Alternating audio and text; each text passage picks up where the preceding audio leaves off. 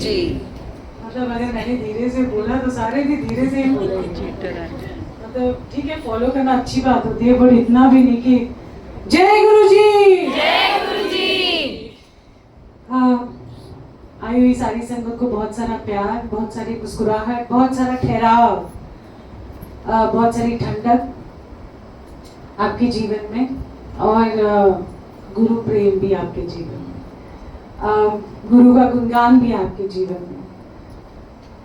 जो ये बैठे हैं ना यहाँ पर, सज धज के, कितने प्यारे से।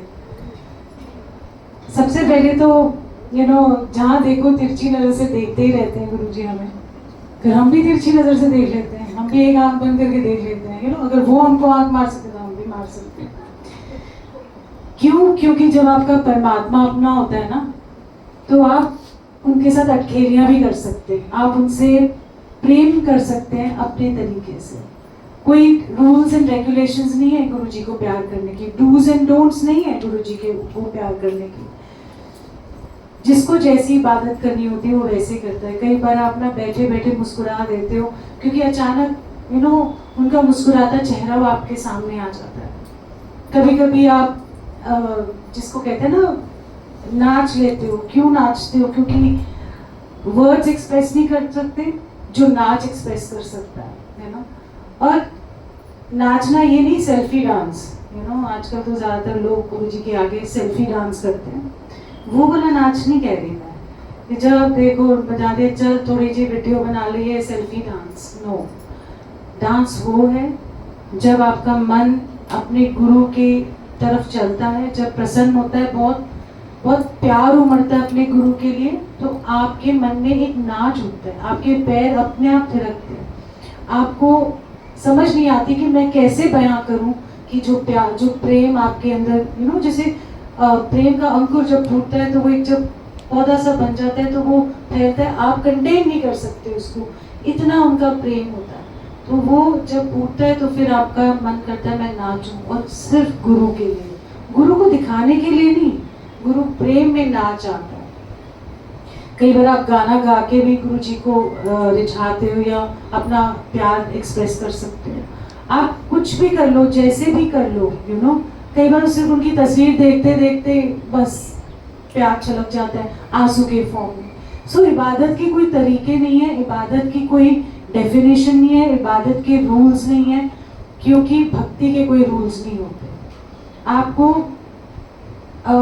ये जन्म मिला है, और अगर गुरु मिले हैं तो थोड़ा पड़ाव आपको आगे बढ़ाना पड़ेगा, वही नहीं रह जाना। अब आप जैसे जैसे सत्संग में आ रहे हो, जैसे जैसे गुरु जी से जुड़ रहे हो, तो आप ये देखो कि आपके मन की स्थिति अब ठहराव में आ जानी चाहिए। हमें इतनी जल्दी आपको रिएक्शन नहीं देना चाहिए। आपको कोई कुछ कह दे तो आप उसको रिएक्शन, यहाँ से पता लग जाएगा आपके मन में कितना ठहराव आ गया। अननेसेसरी कोई गुस्सा करे तो आप भी साथ ही में गुस्सा कर लेते हो, तलवारें खींच के बैठ जाते हो। आप जैसे जैसे गुरु जी के पास जाओगे, वैसे वैसे आते जाओगे, तो आपका जो मन है वो एकदम ठहराव में आ जाएगा और शांत हो जाएगा। और जब मन शांत होता है तो दिमाग की भी खलबली खत्म हो जाती है। सो ये गुरु प्रेम की निशानियां हैं कि आप गुरु के रास्ते चल रहे हो, और धीरे धीरे आप जब बैठते हो, आज आप सत्संग में बैठे, कई पहली जब शुरुआत होती है ना, तो आप सारा रोना धोना रोते हो अपना, साढ़े नाल हो गया, साढ़े नाल हो गया, ये जिंदगी में चल रहा है गुरु जी, वो जिंदगी में चल रहा है। सुनते हैं बेचारे प्यार से, बेचारे तो नहीं है वैसे गुरु जी, बट मतलब कितने लोगों की सुनते होंगे, करोड़ों लोगों की। I feel the whole entire earth, जितने भी बिलियन लोग हैं, सारों कहते हैं कि फाइल तो अर्जी तो मेरे पास आती है, चाहे किसी भी भगवान के पास लगा लो, अल्लाह में लगा लो, राम पे लगा लो, कहीं भी है, जाती फाइल उनके पास ही। सो उनका वचन वचन है। सो हम उनको ऐसे वैसे ना समझें। हम सोचते हैं हमारे अपने जैसे हैं, बट मालिक को कितने बड़े हैं, हमारे, पर हमारे लेवल पे आके हमसे बात करते हैं। आप सोचो, मतलब आप एक छोटा सा बच्चा है, ठीक है, मान लो 5-6 साल का, तो आप उससे बड़ों की तरह बात नहीं करते, आप उसके लेवल पे जाके उससे बात करते हो। आप बड़ों वाली बातें नहीं करते, आप छोटे बच्चों वाली बातें करते हो जो उसको समझ में आती है। तो इसी तरीके से गुरु भी जब हमारे लेवल पे आए धरती पे, तो उन्होंने हमको हमारे लेवल पे आके समझाने की कोशिश की। ये भी हमको नहीं समझ में आ रही, क्योंकि बार बार फेल होते जा रहे हैं ना चौथी पांचवी में, और फिर वही रिपीट कर रहे हैं क्लास। सो उनका सिर्फ आने का मकसद यही था कि उनकी संगत और धरती खुशहाल हो। उनका मकसद आने का यही है। मैं तो ये नहीं कि मुझे उन्होंने कोई बोला या कुछ किया, पर क्यों आए वो धरती पे, क्या वजह है परमात्मा धरती पे आते, क्या वजह है? वजह ये है कि वो चाहते हैं कि हम एक लेवल अपना रेस करें। हमारी जो अंदरूनी जर्नी है, हमारी जो स्पिरिचुअल जर्नी है, हमारी जो रूह है, वो गुरु तक धीरे धीरे करके महसूस करे पहले अपने गुरु को, उनके प्रेम को, और फिर उसमें समा जाए। और वो सिखाते हैं, जब आप खुश रहोगे, आपके मन में ठहराव आएगा, तो आसपास के जितने भी आपके लोग हैं, चाहे फ्रेंड्स हो, चाहे रिश्तेदार हो, चाहे वर्क प्लेस हो, चाहे घर भी हो, विपरीत स्थिति में भी आप देखो कि आपकी पॉजिटिविटी गुरु जी ने बनाए रखी है। आप ठहराव में रहते हो। नहीं तो पहले और बाद का देखो कि हम एकदम से गुस्सा कर जाते थे और रिएक्शन देते थे, कलेश हो जाता था। अब मैंने सोचते चल, अगर आप समझदार हैं तो समझदार आप बन जाओ, जरूरी नहीं है कि आपको उसकी समझ के साथ चलना है।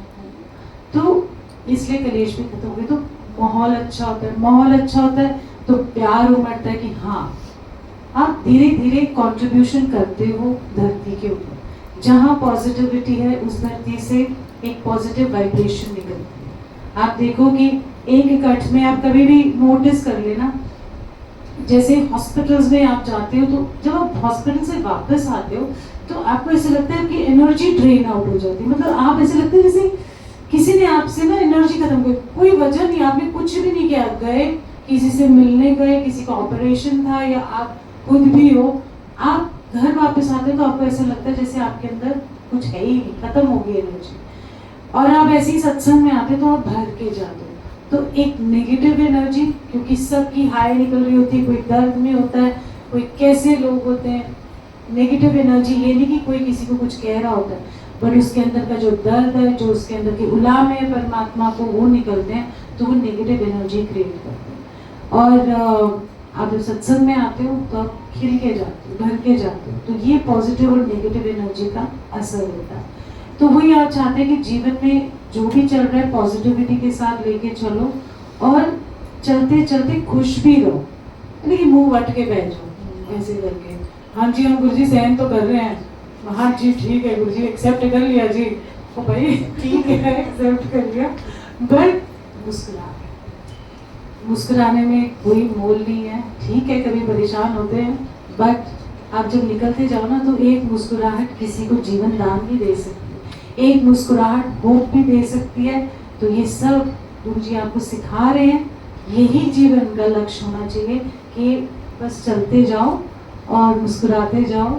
ठीक है, सबके जीवन में बहुत है, किसी की भी आप पंड खोलोगे ना इतनी बड़ी होगी, पर गुरु जी ने वो पंड हमारे को पास बुला बुला के हमारा भार कम कर दिया। आप सत्संग में आते जाते हो, हमें तो लगता है हमारी मेडिसिन, हमारी दवाई, हमारा जीवन ही, हमारी जो अंदर की रूह है वो हमेशा तड़पती है गुरु को मिलने के लिए। ये कठ के लिए तड़पती है, ये सत्संग के लिए तड़पती है। घर में बैठते हैं, शब्द सुनते हैं, पर रस नहीं आता इतना जितना कि यहाँ पे।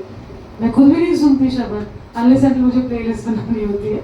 बट ये ही कमाल है, ये उन्होंने पहले से एग्जाम्पल्स बनाए थे कि जब वो बैठते थे, हम सब बैठते थे, हमें समझ आए ना आए, बट इतनी स्ट्रॉन्ग वाइब्रेशन होती थी उनके प्यार की, उनके जो सत्संग की या शब्द कीर्तन की, वो हमारे रूह तक पहुंचती थी। तो इसलिए आप यहाँ बैठे हो ना, तो जिंदगी में ठहराव लेके आओ, प्यार वाला ठहराव, बहते जाओ। अच्छा हो रहा है, बुरा हो रहा है, कई बार तो जब निकलो ना तो ऐसे लगता है हाय गुरुजी, ऐसा लगता है दरिया ही आ गया दुखों का, है ना। कई बार निकलते हो ऐसा फील होता है, बट जब यहाँ आते तो लगता है कि कौन सी चीज़, क्या मतलब इतनी छोटी सी लगती है वो चीज़, लगती है क्या सोच रहे थे हम। तो ये है गुरु का प्रेम अपनी संगत के लिए, ये गुरु का प्यार है आप सबके लिए, जो आपको यहाँ बुलाता है, आपके मन को ठहराव देता है और कहता है चल छाड़ी कोई नहीं, तू आ जा, चल कोई बात नहीं, मतलब वो कोई बात नहीं डाले, चल चल चल, तो वो इतनी हिम्मत, इतना आपको खड़ा कर देते हैं, गिरे हुए को खड़ा कर देते हैं। और आप डूबने लगते हो तो बाहर अपनी बाँह देके निकाल लेते हैं। ऐसे हैं हमारे गुरुजी। गुरुजी जैसा कोई नहीं है इस दुनिया में। ठीक है, सब जगह सबको मुबारक है, बट गुरु जैसा ना ही कोई देगा। ठीक है, एंड बस मेरे को इतना कहना है, क्योंकि मैं चाहती हूँ कि और सत्संग है, क्योंकि ये गुरुजी की एक अलग चीज़ है।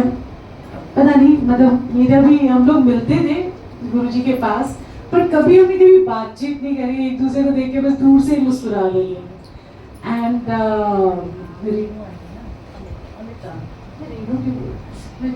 अच्छा, अमिता आंटी ये सुनाएंगी सत्संग। वैसे तो अंकल तो कभी सुनाते नहीं, इनको बोल देते हैं सुनाने के लिए। बट मैं जब इनसे कुछ दिन पहले ही मिली तो मुझे इतनी खुशी हुई ना, मेरा मन के इनको जाके गले लगा लूं, जोर से, जिसको कहते हैं ना, आप सिर्फ दूर से देख के हाँ हाँ ये गुरुजी के सामने बैठा करते थे, बट जब मिले तो ऐसे लगा जैसे ना इनको कैसे गले लगा लूं, इनको काट लूं, मतलब ऐसे वाला प्यार नहीं आता जैसे पकड़ के जोर वाला, तो ऐसा वाला प्यार है। पता नहीं अंदर की खुशी होती है।